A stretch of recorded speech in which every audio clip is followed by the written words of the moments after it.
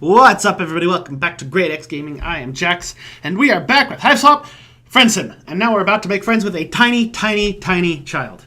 Look at them. They are a tiny, tiny child. So tiny, so little. We must protect them. Having learned the dangers of using the public thoroughfares, you've taken to dodging down byways and skulking in rear areas, trying to spy out individuals who look ripe for friendship, while avoiding the more criminally insane denizens. Just now, you're following a winding footpath through the local undergrowth surrounding a neighborhood, where the local hives are spaced far apart. You came creeping along this footpath for safety. You should have known better. The undergrowth here is like most of the life on Alternia, evolved to ruthlessly purge the gene pool of the weak and the reasonable.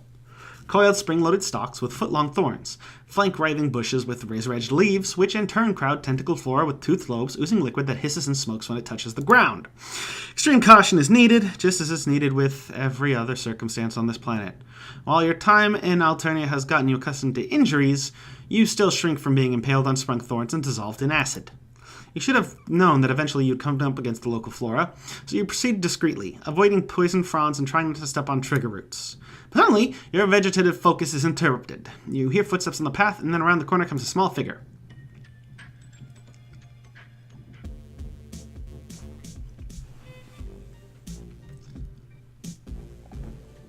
Purple ones have the best fucking themes! Its face and horns are painted with smudged black and white marks. Despite its diminutive physique, it has some of the most impressive horns you've seen on any troll. Then the small figure sees you and is so startled it jumps a foot, impaling its horns on an overhanging tree branch and sticking there so that its small legs pump helplessly in the air. Honk! you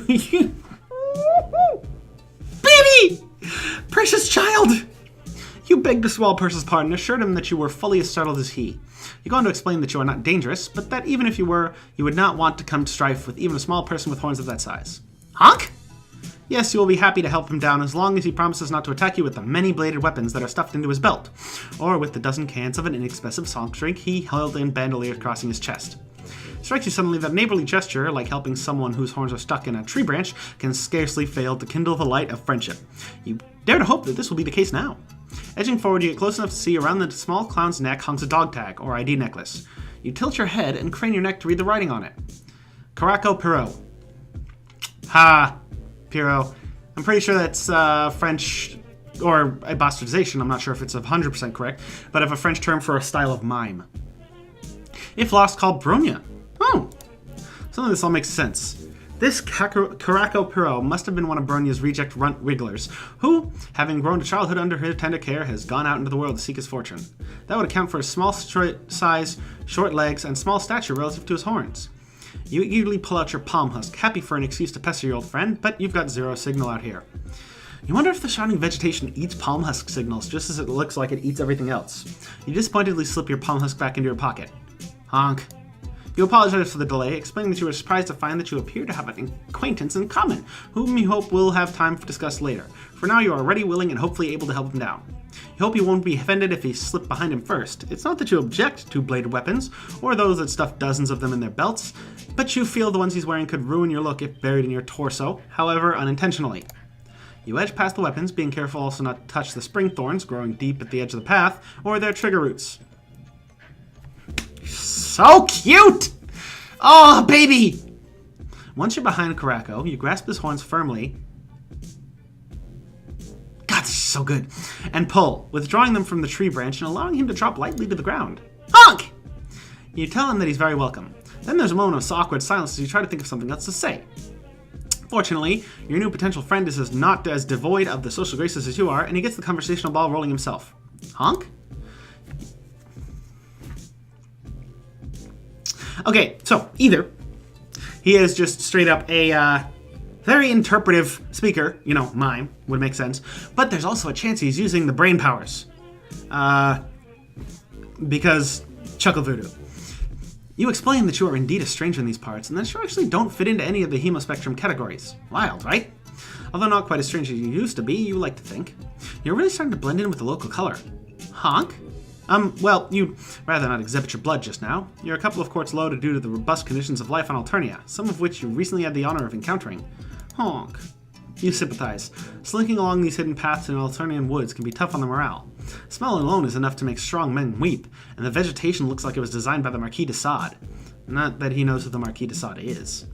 You can't help but feel that it would be so much better if one only had a skulk buddy, you continue. How wonderful it would be to travel these dusky lanes with a kindred spirit, a twin soul, a fellow traveler, an intimate crony! You're such an expert on friend synonyms by now. Honk? No, you haven't met anyone like that either, but you certainly would like to. Your new potential friend is obviously thinking seriously about this issue, so you back off, giving him space. You tend to be deeply immersed in the studying of one of the razor-sharp leaves on the writhing bushes beside the path. You aren't one to force yourself on others, or try to unduly influence their friendship decisions.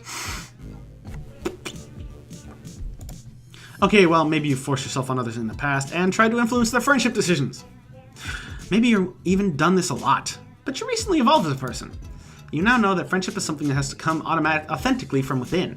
Friendship is spontaneous. Real friendship sprouts naturally from the soil of mutual respect. The best friendships grow and ripen over years and are not rushed or forced. Of course, you've only known the small person for about 5 minutes, but you have to start ripening sometime. You're affecting the theme of friendship when a loud pours suddenly from the sky above you. It's a crackling, sizzling sound, like a chitinous thing with too many legs struggling in a hot frying pan. Karako jumps so violently that he nearly gets his horns stuck in the tree again. Looking up, you see a floating metal object, vaguely troll-shaped, but huge, faceless metal and with numerous sets of lightning bolt-shaped horns coming out of its head and neck. It's also not a very sparkling conversationalist. It remarks in a flat, echoing blare. It echoes further. Honk! Run, a drone!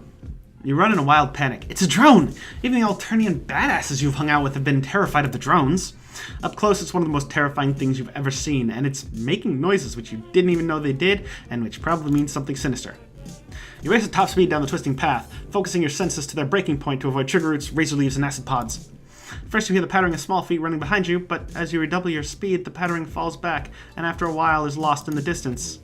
You sprint for what seems like a lifetime before you finally catch your foot on a trigger root and go flying through the air, barely missing being sliced into 100 pieces of tumbling ham by the barbed spring vine that lashes across the path only inches behind you. You land in the dirt, wind knocked out of you but otherwise unhurt. You lie there catching your breath and waiting, but nothing happens. No enormous metal monster whizzes down the path to impale you. No small clown-faced individual overtakes you on his short legs. Finally, after nothing happens, you pick yourself up and dust yourself off. You're alone on the path, and no sound of either friend or potential friend or foe can be heard. No birds sing, which is probably good. You imagine that any birds native to this forest would probably sing by croaking up putrid sludge, and that the sludge will be poisonous or radioactive.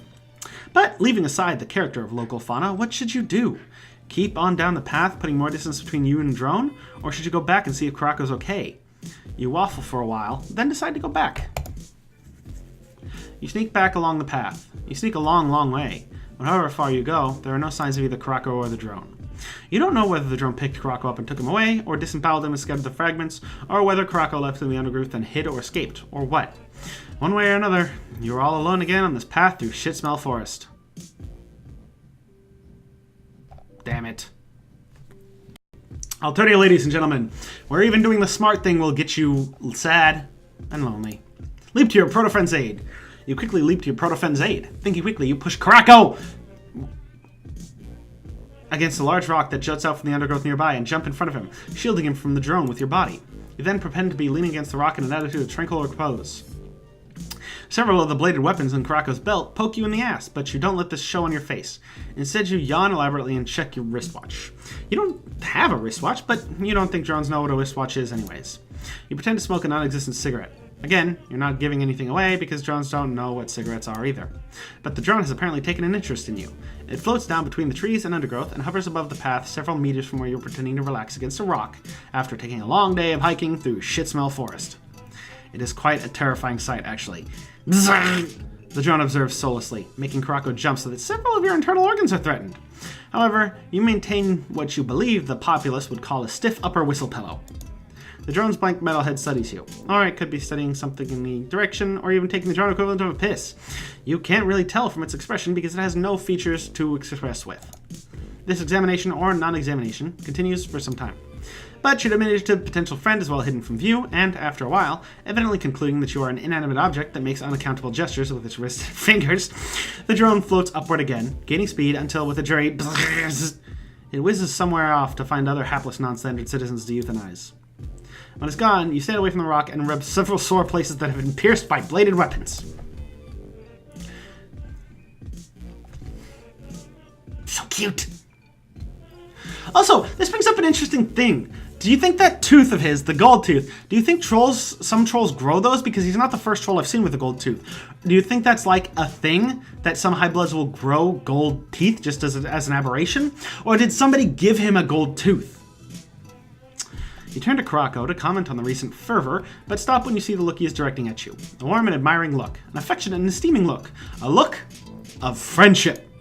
Your first impulse is to throw your arms around him and lean in, but on second thought, remembering his pants arsenal, best phrase, pants arsenal, you put out your hand for a warm handshake. Victory is so close! But before you can seal the deal on this sweet friendship transaction, you hear a disturbance further than on the path. God, can't the narrative chill for one single moment, especially when you're about to consummate a beautiful friendship? You turn to look. The footsteps, several sets of them, get nearer, and around the bend come 3 figures. 3 figures wearing swimming outfits, lots of gold jewelry, and insouciant expressions. 3 figures with gills on their necks and small stylized fins on their faces. Oh man, is it possible that you finally happened upon a group of these legendary sea dwellers? They stop short when they see you and Kurako. Obviously startled. They study you. They study him. Then Finhead Interloper 1, in a one-piece and diamond earrings, whispers to her companions and all 3 burst out laughing. Finhead Interloper 2, in a violet wetsuit and rings, slaps her thigh, and Finhead Interloper 3, in checkered swing trunks, holds his sides.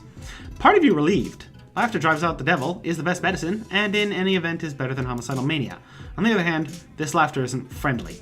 It's cold, mocking, and supercilious. These sea dwellers are obviously laughing at you, not with you. You notice Kurako's cheeks flushing purple under his face paint and his jaws clenching. However, he just stares with stony dignity at the interlopers. This just makes him laugh harder.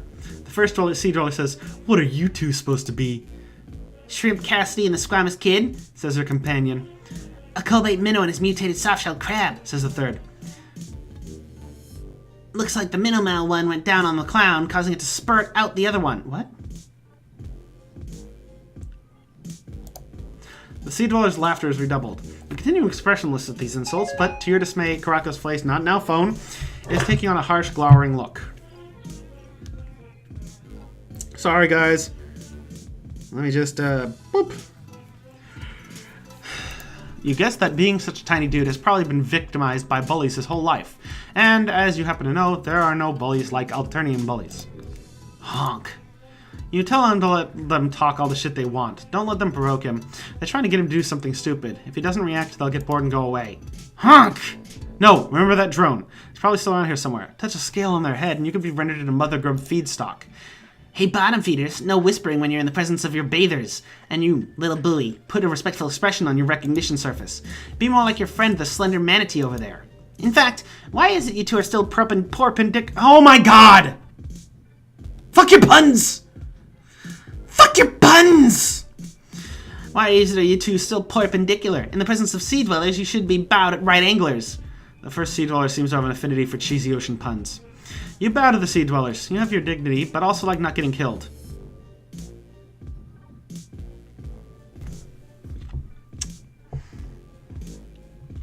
You know, these sea dwellers are Alternians. They know the status of Alternia. They should know that mocking a purple blood, even a little purple blood, is a very bad plan. Because they have the most terrifying rages ever. Kurako remains stubbornly upright, his face getting angrier and purpler by the moment. The bladed weapons in his belt jingle from his enraged trembling. "Oh, see the little clownfish. He's getting angry. Looks like he's gonna shit his pants. What did I tell you about your face, boy? Didn't your Lucis teach you anything? I doubt he even has a Lucis. A self-respecting Lucis would never let a shrimp like that out of the hive. Unless his Lucis is just as defective." Holy shit! He went from adorable to angry to that's the scariest shit. Lucis cracks are too much for Kurako. Ignoring your hissed warnings, he suddenly leaps, snarling into the air, draws bladed weapons from his belt in each hand, and hurtles toward the sea dwellers. Honk! Honk! Okay, we're back, and let's fucking do it! Leroy! You leap into the fray to lend comfort and support. You would have counseled Kurako to turn the other cheek and keep turning cheek after cheek until the sea dwellers got fed up and went away, but now that things have hotted up, you're not about to let down the side. Kurako crashes into the sea dwellers, his bladed weapons whirling like a blender. You scamper close behind him and kick someone in the shin. It hurts your foot, but doesn't seem to have any other effect. These sea dwellers are made of tough stuff. Or you're extremely flimsy. Signs have recently pointed to the latter. Your next story is more effective, however. Thinking quickly, you pick up a rock and throw it at the trigger root of a spring thorn growing along the path next to where the Vibelets are enduring Hurricane Clown. Coiled stalk springs out, endealing the dude with a dozen foot-long thorns. He's thrown off the balance, and violet blood begins to flow copiously down his body. That's a view you haven't seen before. Kinda pretty. But these sea dwellers are made of tough stuff. He yanks the spring-thorn stalk away from him, pulling the thorns out and flings it into the woods. Then he takes out a pocket handkerchief and starts petting his injuries gently. Meanwhile, Kurako's bladed weapons have not been idle, and the other two sea dwellers are likewise leaking violet blood.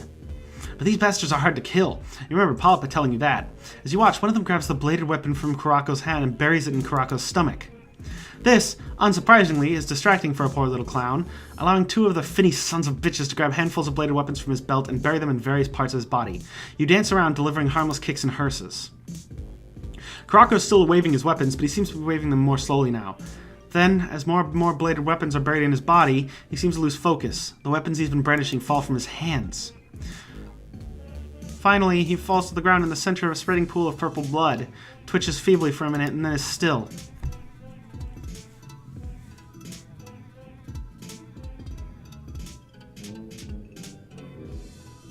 You stare in disbelief at the corpse of one who, if you had just been spared just a short while longer, would have been your friend. One despised and rejected, a clown of suffering, familiar with pain.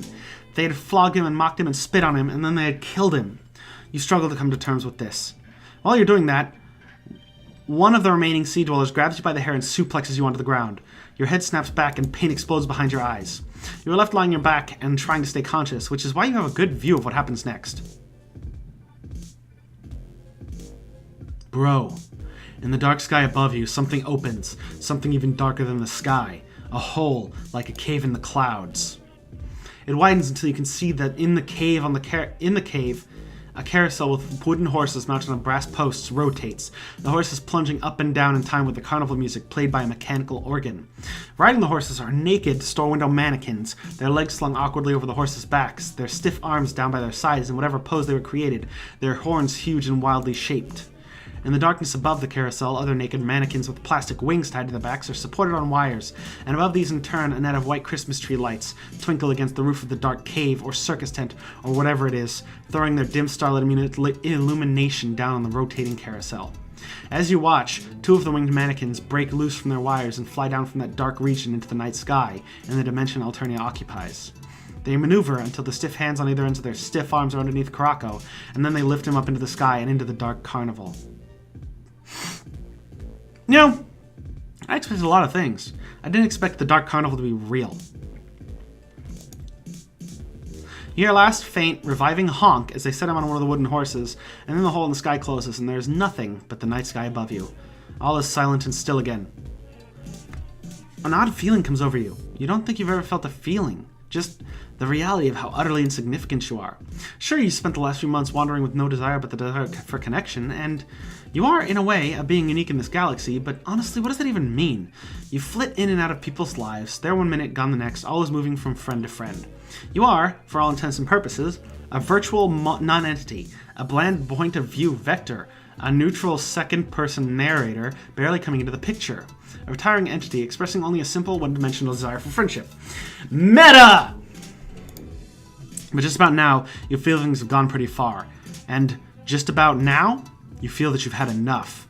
Enough of arrogant high-bloods. Enough, in fact, of short wavelength hemotypes carelessly and without compunction killing and maiming and exploiting those of longer wavelengths. Of a survival of the fittest regime that seems to come down to the survival of the most violent psychopaths. Is this a moral universe, or is it not? You ask yourself, are repulsive cruelty and sickening evil punished in this universe, or are they not? Does an ethical force operate in this universe, or does it not? You don't know the answer to these questions, but you do know one thing. You intend to depart for once from your one-dimensional persona. You intend to punish repulsive cruelty and sickening evil if if it comes within your ability to do so. You intend to create an ethical force field in your local region. You intend to exert some moral gravity right around where you are if you possibly can.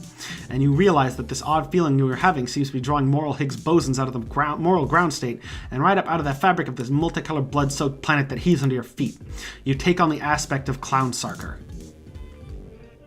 Seizing 2 cans of inexpensive song strings from where they fell from Karako's bandoliers, you shake them and pull their pins. Then, with malice aforethought, you detect twin streams at the Sea Dwellers. You smell banana and strawberry as the deadly streams play upon them. Already weakened, they fall back with cries under the withering onslaught. As soon as the streams slacken, you take up 2 more cans, shake them, and deal out death to the unrighteous. Why is Fago lethal? You smell peach and Diet Root Beer this time, but no pity softens your heart. You wouldn't care even if they were pineapple watermelon you were spraying on these brutes. But these finheads are made of tough stuff. Rallying even in the face of this intense onslaught, they push forward and, seizing some bladed weapons from the purple blood pool, advance on you. Not one step back. You vow to the memory of Karako Piro. You stand on your ground, in desperation grabbing some cans of Diet Tonic Water and Club Soda and opening your batteries once again, but to no avail. A trident pierces you to the bone, followed by a scimitar, a tomahawk, a short spear, and so many other bladed weapons that the sheer weight of them drives you to the ground, where your red, precious blood flows in moderate streams, mixing with the purple blood of your proto-friend. This is the end, you realize, but you are glad you died in this righteous battle. You're glad you created even the tiny, sputtering temple moral force field in your local region that you did. You can feel your life and narrative point of view slipping away, but you are content. Yet what's that you see above you now? A dark space has opened up, even darker than the night sky, and 2 stiff-looking winged figures are descending. They land next to you and gently place their stiff hands under you. Then they ascend once again, lifting you higher and higher into the darker space.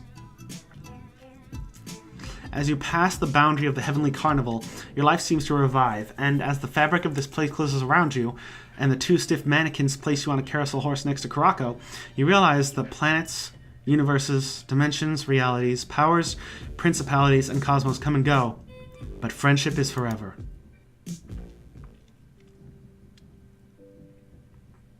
I don't know how I feel about that ending, but I guess it's a good ending? Okay, let's do the smart thing now. We are going to, grab him by the coattails and try to keep him from precipitating a disaster. You leap forward and grab Karako by the coattails, or by his belt. You aren't actually sure what a coattail is. Jesus, he's strong. You can barely hold him. It's like trying to restrain a small truck.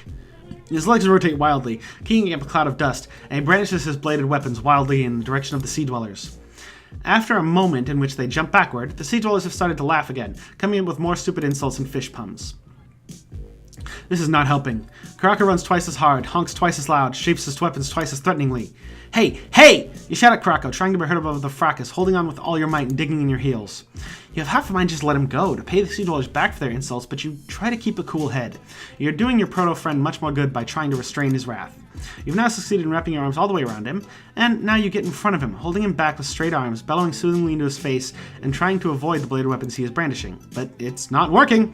You can see from the contorted features, the bared teeth, the distended nostrils with smoke coming out. Wait, literally? The blazing eyes that Karako is getting more and more enraged. And suddenly, his rage seems to reach a kindling point. His body vibrates wildly. His eyes grow huge and round. And suddenly from his body, something like a nuclear blast pressure wave of fear and violence sends you flying through the air like a scrap of paper in the gale. What the fuck? Are you hallucinating?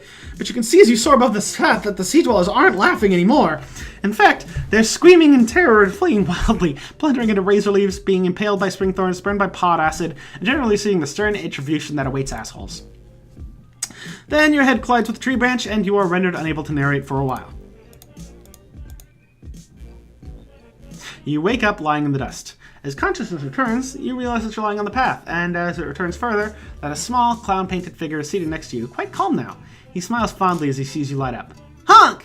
You smile in return. You express relief that he realizes you are acting in his best interests, holding him back from the finheads. And now, though largely because of his unexpected burst of clown sorcery, or whatever that was, everything has turned out for the best. Karako holds up his arms for a hug, but then, remembering the bladed weapons in his belt, sticks out his hand. You shake it warmly. Oh! I love the feral clown child! I love him so much. Oh, baby. Okay, well, that's it for this episode. The Dark Carnival is real. My character is becoming more and more aware of the fourth wall and the meta-narrative of this story, and I don't know what's happening. at all. But anyways, we made a friend with an adorable clown child, and that's all I need. Anyways, that's it for this episode. If you like the video, you know what to do. Like, comment, subscribe, all that good stuff. If you want to buy me a coffee, the link is down below. I'd greatly appreciate it. Check Twitter or follow my Twitch account for stream information and updates. As always, I am taking suggestions for games you want to see me stream or play on the channel. I'm also taking, if you send me any game or amount of money with the game listed through donations or anything on Steam, I will guaranteed play at least one episode of it or one stream of it, no matter how bad it is. Anyways, thanks for watching. Later, y'all.